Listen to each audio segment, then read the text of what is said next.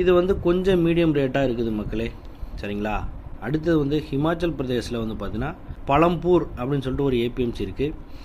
அந்த ஏபிஎம்சியில் வந்து பார்த்திங்கன்னா மினிமம் ப்ரைஸ் 16,000 ரூபாய்க்கும் மேக்ஸிமம் ப்ரைஸும் 16,000 ரூபாய்க்கும் இருக்குது.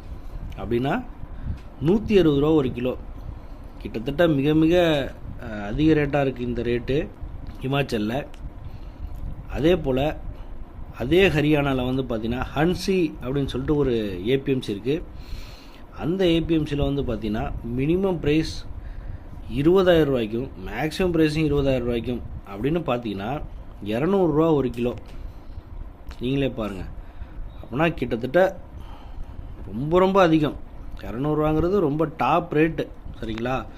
அடேங்க அப்பா, பச்சை பட்டாணிக்கு இவ்வளோ மவுசா அப்படிங்கிற அளவுக்கு இவ்வளோ 200 ரூபா ஒரு கிலோ கொடுத்து நம்மளால் வாங்க முடியுமா அப்படிங்கிறது மிக மிக கேள்விக்குறியாக இருக்குது. ஆனால் இப்போ சீசன் இல்லைன்னு நினைக்கிறேன், அதனால் நமக்கு வந்து மிக மிக கம்மியாக தான் வந்திருக்குன்னு நினைக்கிறேன். அதனால தான் இவ்வளோ ரேட்டு. கமாடிட்டி அரைவல் பார்த்திங்கன்னா ரொம்ப ரொம்ப கம்மியாக இருக்குது. குவிண்டாலே ஒரு குவிண்டால் 2 குவிண்டால் தான் வந்திருக்கு. அதனால் சீசன் இல்லாததுனால நமக்கு இவ்வளோ ரேட்டு நமக்கு கொடுத்துட்டு போட்டிருக்காங்க. அடுத்து அதே ஹரியானாவில் வந்து பார்த்திங்கன்னா நரங்கார் ஏபிஎம்சின்னு ஒரு ஏபிஎம்சி இருக்குது. அந்த ஏபிஎம்சியில் வந்து பார்த்திங்கன்னா மினிமம் ப்ரைஸ் 10,000 ரூபாய்க்கும் மேக்ஸிமம் ப்ரைஸ் 10,000 ரூபாய்க்கும். அப்போ 100 ரூபா ஒரு கிலோ. அடேங்கப்பா, நமக்கு வந்து கமாடிட்டி அரைவல் வந்து ரொம்ப ரொம்ப கம்மியான அளவுக்கு வந்திருக்கிறதுனால விலை வந்து ரொம்ப ரொம்ப அதிகமாக இருக்குது.